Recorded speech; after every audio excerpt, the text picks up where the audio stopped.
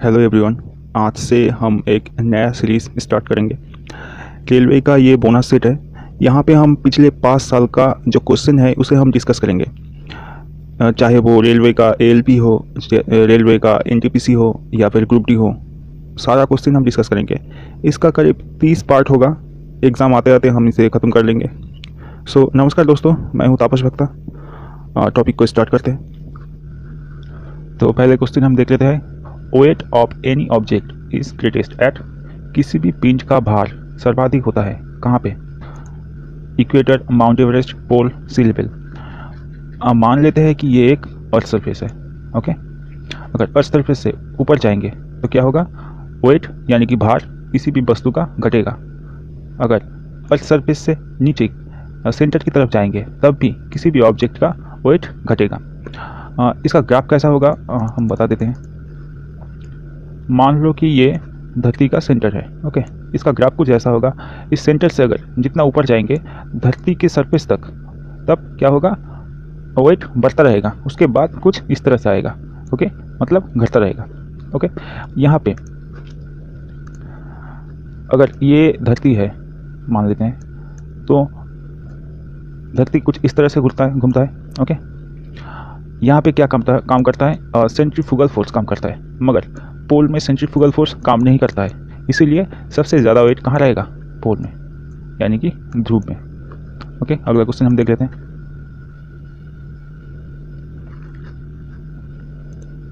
Newton metre is a unit of. Newton metre किसका मापक है? अच्छा, work done, force dot intensity. अब देखिए वर्क डन क्या होता है। वर्क डन का मतलब फोर्स इनटू डिस्प्लेसमेंट। ओके, अब फोर्स का यूनिट क्या है? न्यूटन। डिस्प्लेसमेंट का यूनिट क्या है? मीटर, मतलब न्यूटन मीटर। ओके, तो ये क्या हुआ? वर्क डन का होगा। अब फोर्स का यूनिट क्या है? न्यूटन। अब टॉर्क क्या है? टॉर्क मतलब टॉर्क भी है force into perpendicular distance. Okay, तो ये क्या होगा? ये न्यूटन, ये मीटर, यानी कि टॉर्क का भी यूनिट है न्यूटन मीटर। ओके, अब इंटेंसिटी का मीटर यूनिट है candela. Okay, forget is a example of. Kanchi उदाहरण है किसका? First class liver, second class liver, third class liver या नन ऑफ देम। अच्छा, पहले तो हम लिवर का स्ट्रक्चर जान लेते हैं। यहाँ पे मान लो 3 पॉइंट है। ओके, लिवर का स्ट्रक्चर है ये। यहाँ पे मान लो फोर्स है, यहाँ पे वेट है, यहाँ पे आधार है।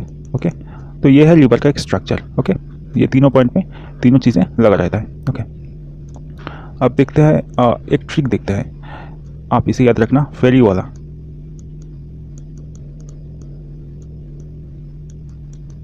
ओके, यहाँ पे एफ को हम हाईलाइट करते हैं, एफ डब्ल्यू को हाईलाइट करते हैं। ओके, और यहाँ पे ए को हाईलाइट करते हैं।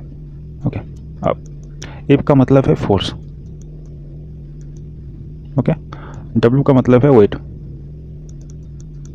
और ए का मतलब है आधार। ओके, अब अगर फर्स्ट क्लास लिवर है ना, लिवर का स्ट्रक्चर है ये वाला फोर्स, ये वाला। ओके, तो अगर फर्स्ट क्लास लिवर होगा तो फर्स्ट क्लास लिवर में क्या होगा? बीच में रहेगा फोर्स। ओके, अगर सेकंड क्लास लिवर होगा तो बीच में क्या रहेगा? बीच में रहेगा वेट। अगर थर्ड क्लास लिवर होगा बीच में रहेगा आधार। Okay, clear. अब यहाँ पे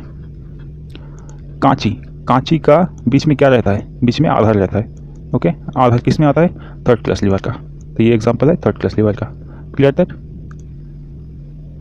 अगला क्वेश्चन हम देख लेते हैं। Kinetic energy is. Kinetic energy क्या है? अच्छा, एनर्जी दो तरह के होते हैं। एक होता है पोटेंशियल एनर्जी, एक होता है काइनेटिक एनर्जी। पोटेंशियल एनर्जी होता है mgh, इसे हम पोटेंशियल एनर्जी कहते हैं। और काइनेटिक एनर्जी होता है हाफ ऑफ mv²। ओके, तो यहाँ पे होगा half of mv²। Clear that.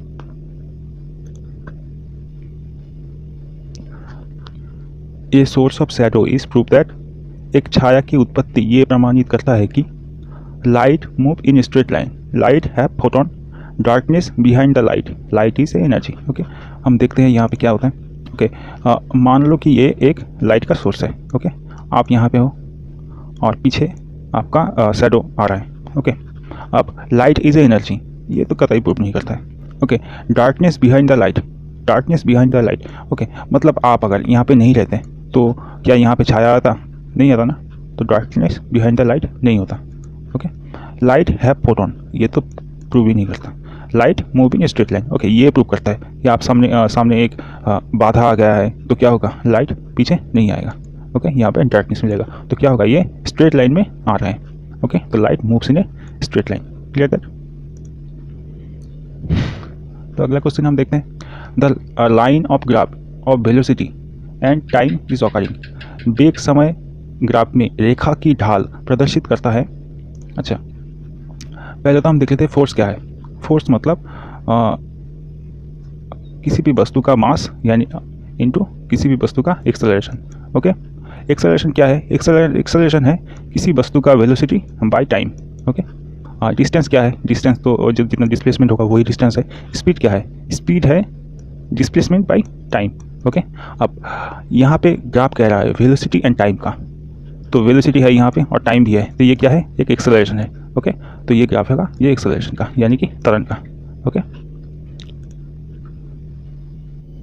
Size of drawing sheets A0 नामित ड्राइंग शीट का साइज कितना होता है, इनमें से कितना होता है। ओके, तो इसका राइट आंसर होगा 841 इंटू 1189 mm। ओके, अब the resistance of A electric circuit is measured by. बिजली का प्रतिरोध किससे मापा जाता है, इसे मापा जाता है ओम से। ये एमीटर से बिजली का इंटेंसिटी मापा जाता है। ओके, अब अगला हम देखते हैं, dimension of work done is. कार्य का बीमा क्या है। अच्छा, वर्क यानी कि कार्य इक्वल टू क्या होता है, फोर्स इनटू डिस्प्लेसमेंट। ओके, अब फोर्स का डायमेंशन क्या है, एम एल टी -2 और डिस्प्लेसमेंट का सिर्फ एल। अब ये क्या हुआ, एम, ये 2 एल है, L2 T⁻² -2। ओके, तो एम L2 T -2 ये है कार्य का dimension. The length of a pendulum is reduced to 1/4 it time period will B.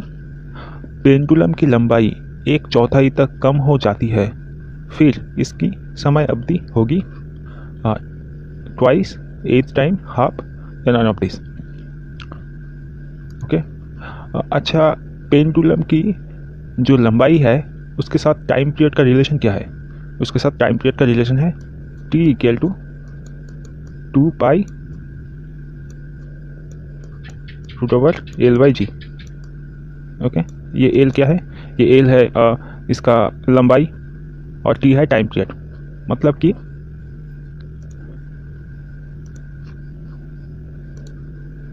T proportional to 1/√L। Okay, अब अगर इसकी लंबाई 1/4 किया जाता है मतलब L = 1/4L। ओके, मतलब ये T डस्ट है L = 1/4 मतलब L/4। ओके, अब इन दोनों इक्वेशन को हम देखते हैं तो क्या होगा, कंबाइन करते हैं तो T/T1 = ये ऊपर जाएगा L√L/2 × √L। ओके, ये कट जाएगा तो क्या होगा, T1 = 2 × T मतलब दुगना होगा। Okay, T = 2T। तो यहाँ पे क्या होगा, आंसर होगा ट्वाइस।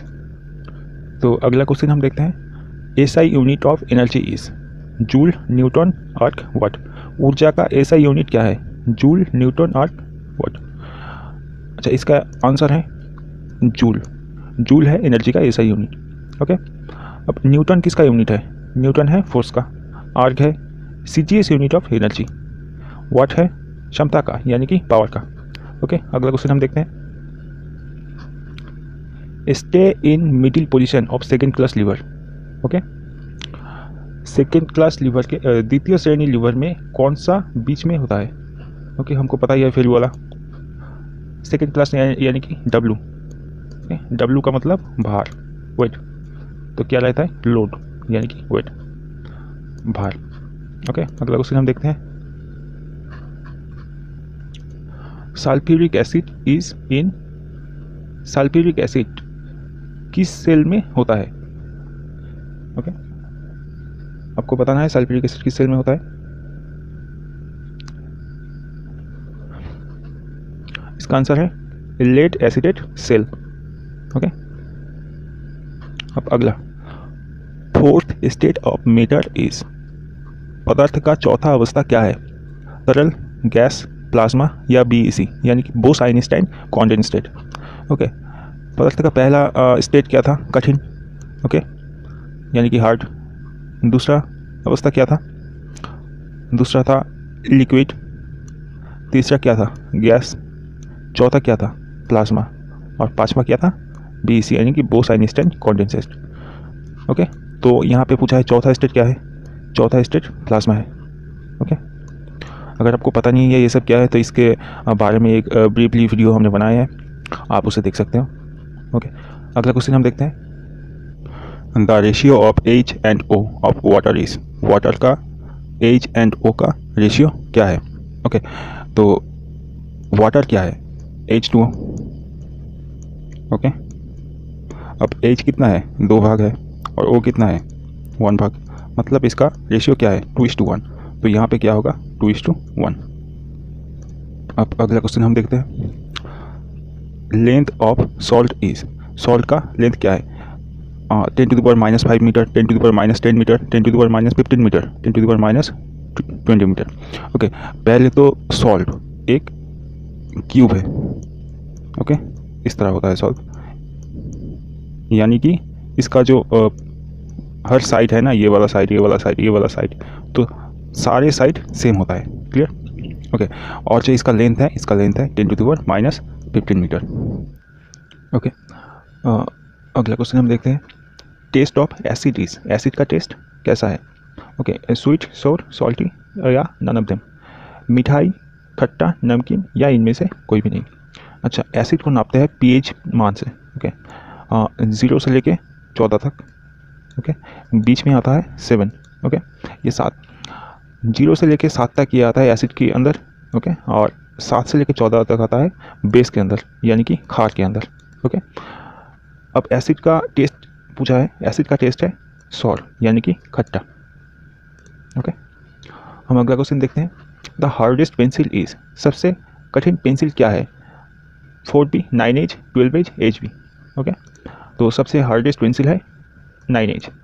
ओके, और सबसे जो नरम पेंसिल है वो है 7B। ओके, अगला क्वेश्चन हम देखते हैं। The common element of acid is, अम्ल का सामान्य तत्व क्या है? Oxygen, hydrogen, carbon, nitrogen. Okay, मान लो कि कोई भी एसिड हम ले लेते हैं, CH3, COOH। ओके, तो ये क्या है? ये एसिटिक एसिड है। H2SO4। ओके, ये क्या है? सल्फ्यूरिक एसिड है। हर जगह आप कॉमनली देखोगे क्या है? हाइड्रोजन है, मतलब एसिड का कॉमन एलिमेंट हाइड्रोजन है। क्लियर? अगला देखते हैं सॉफ्टेस्ट पेंसिल, यानी कि सबसे नरम पेंसिल क्या है? अभी हमने बताया 7B। Okay, wire making the title of blank drawing sheet. Okay, blank drawing sheet का टाइटल कहाँ बनाया जाता है? Okay, top and right side, top and left side, bottom and left side, bottom and right side. अच्छा, अगर blank drawing sheet बताए, मान लो कि ये ड्राइंग शीट है, ये ब्लैंक ड्राइंग शीट है, तो टाइटल यहाँ पे लिखा जाता है। ओके, नीचे और दाई तरफ। ओके, तो मतलब है नीचे और नीचे और दाई तरफ। ओके, मतलब bottom and right side. Okay, तो अगला क्वेश्चन हम देखते हैं। Number of groups of a modern periodic table, आधुनिक आवर्त सारणी के समूह की संख्या क्या है? 7, 9, 16 या 18? अच्छा, पीरियोडिक टेबल दोनों साइंटिस्ट ने बनाया था, एक था मेंडलीव, ओके, एक था मोसले। ये मोसले है, ये मेंडलीव है। ओके, अब मेंडलीव ने पहले पीरियोडिक टेबल बनाया था। उन्होंने एक्चुअली 7 सीरीज और 9 कॉलम बनाया। ओके, और मोसले ने 7 सीरीज बनाया और 16 कॉलम बनाया। ओके, ये जो सीरीज़ है ना, इस सीरीज़ को हम कहते हैं पीरियड। ओके, ये सीरीज़, ये 7 सीरीज़ है, इसे हम कहते हैं पीरियड। ओके, और ये जो कॉलम है इसे हम कहते हैं ग्रुप्स। ओके, तो यहाँ पे पूछा है the number of groups of modern predictable. Modern यानी कि मोस्टले का मॉडर्न प्रेडिक्टेबल का ग्रुप क्या है? 16। ओके, तो यहाँ पे आंसर होगा 16। क्लियर। अब अगर हम देखते हैं the conversion of vapour into liquid. Okay, मतलब कि बाष्प को लिक्विड में बनना, इसे क्या कहलाता है? ओके, तो इसे कहलाता है संघनन यानी कि कंडेंशन। ओके, अब बॉइलिंग क्या होता है? बॉइलिंग लिक्विड से वेपर बनना, ये इसका लिक्विड से वेपर बनने को हम बॉइलिंग कहते हैं। Okay, clear that. अगला हम देखते हैं